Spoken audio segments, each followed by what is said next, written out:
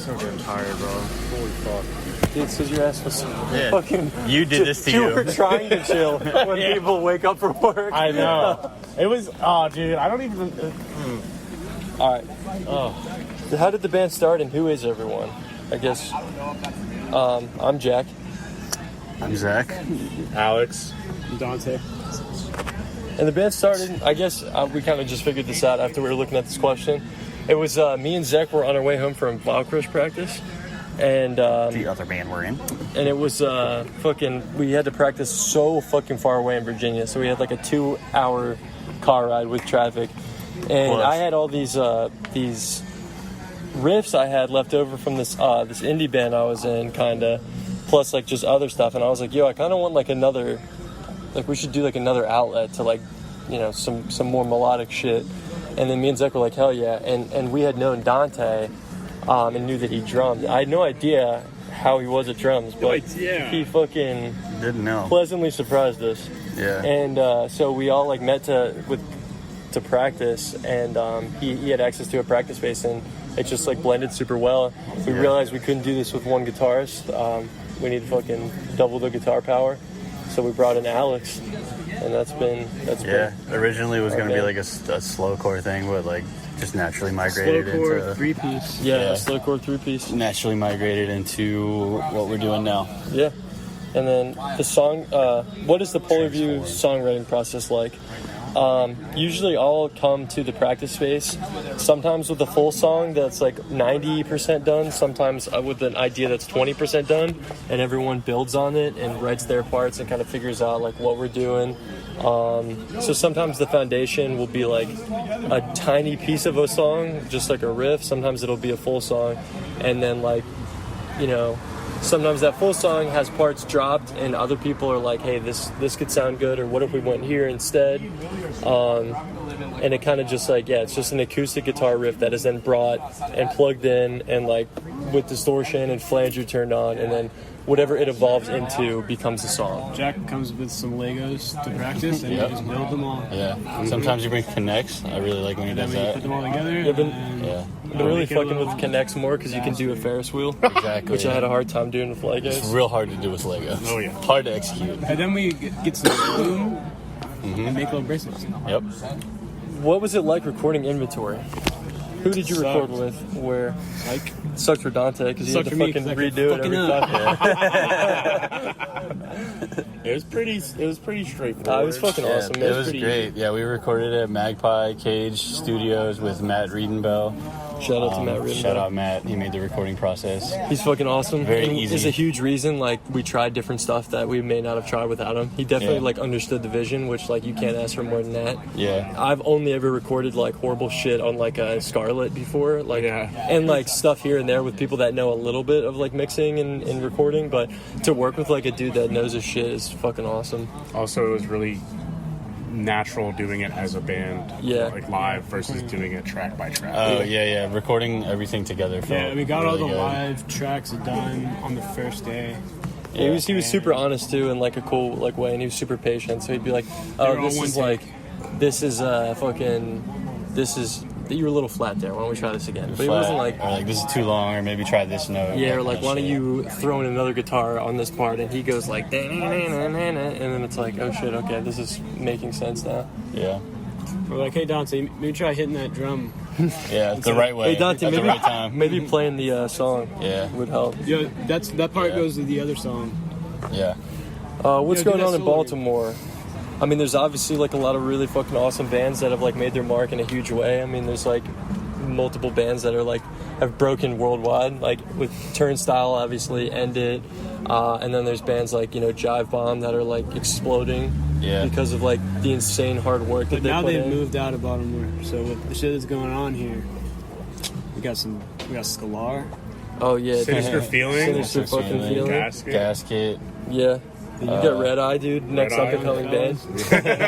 Sure to play a lot of shows and blow up. Yeah, definitely. No, it's just like a very like healthy and hungry music scene. Everyone's really stoked and down to come out and support. Shout out to like other Ethan people. and Paris and Dana for like booking really fucking cool shows and like keeping the scene like alive and keeping their finger on the pulse. Yeah. There's a lot of really fucking young people, which is really awesome and really annoying.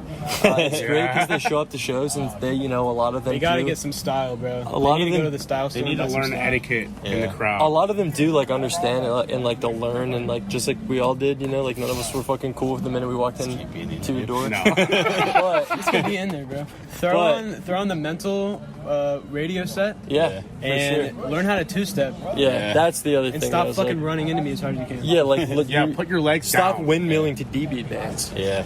Stop fucking trying to mosh when it's not time to mosh. Yeah, but other than that, like it's fucking sick that there's a lot of young people at shows and that they're like showing up. It just does, you know, a couple people like just, you know, it's not about you, you know, it's about the bands and No name drops. Yeah. I don't even know their names. All right, what's next for Polarview? Tour and do an LP. That's the goal. Yeah. There is no stopping. This is like just the beginning of like hopefully a more exciting future. Yeah. But The Main most immediate next goal is to put a little like weekender, like long weekender, week-long tour together and play as many places that aren't here as possible. We love Baltimore, but like we're gonna start boring the shit out of everyone. Make connections outside of just here. Yeah.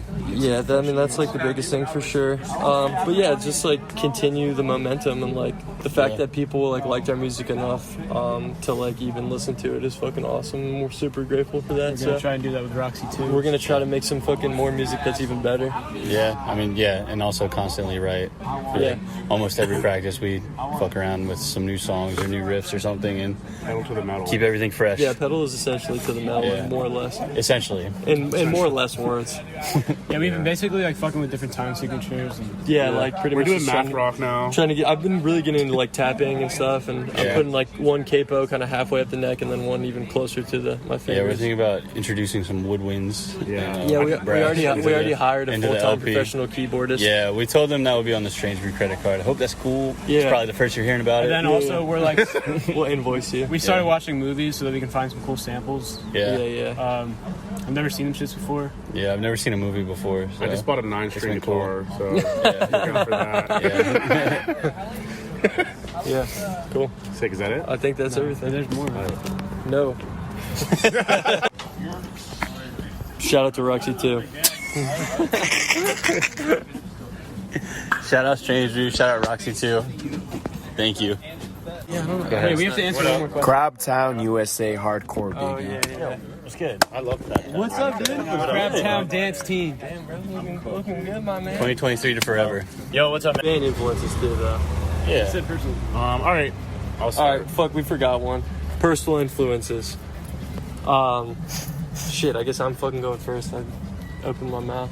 I don't know. For this band, I mean, like, definitely it started off kind of like being like red house painters, ideology, but then that definitely changed like immediately.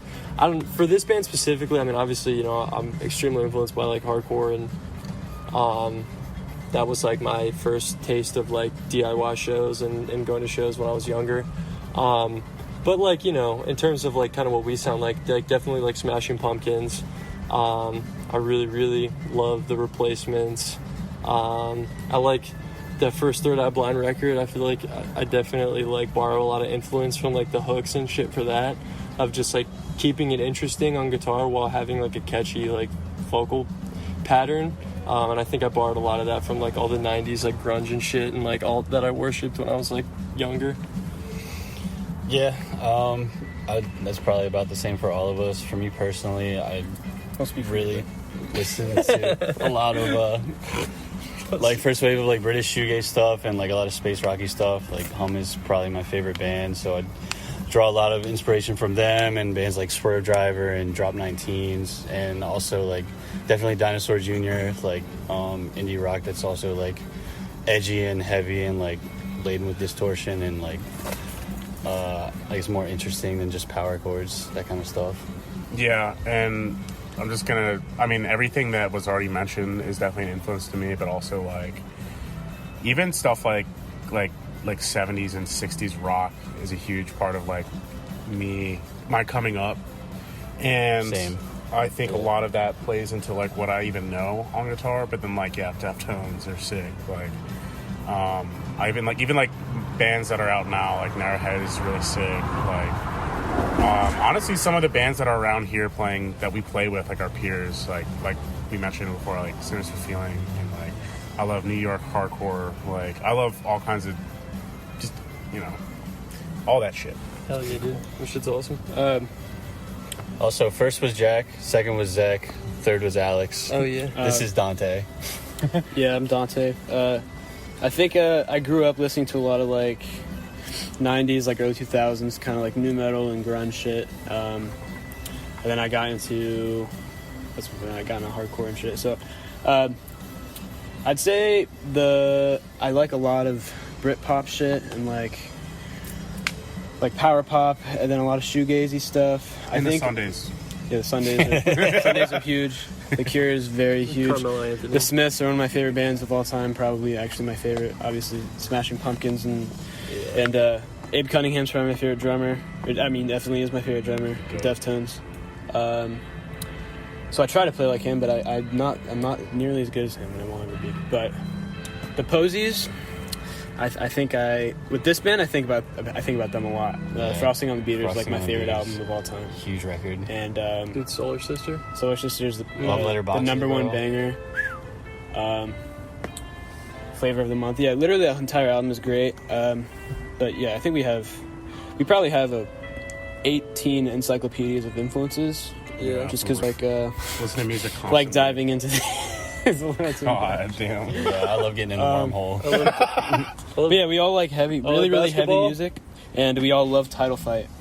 And basically we're all just doing this to sound like we're not, alright, for one thing about us, we're not going to beat the Title Fight, Deftones, fucking Narrowhead allegations, like, it's obvious, like, alright, you fucking figured it out. They're there. But, like, obviously we try to do something different and not bite anything, but those bands are fucking sick. We love them. We would be foolish to pretend like those aren't influences on us, Yeah. Who are they not influencing, bro? Exactly. If you like music, they're an influence. Like, I'm sorry, I didn't dig some shitty fucking $1 LP out of a garbage box in the back of a record store and found just find out about hidden music. gem. Like, Teenage Fan Club. Like, I bought Super Unknown and fucking In Utero when I was like 13. Sorry, I like the hits. Yeah, bro. Sorry, I like Joy Division, man. Yeah.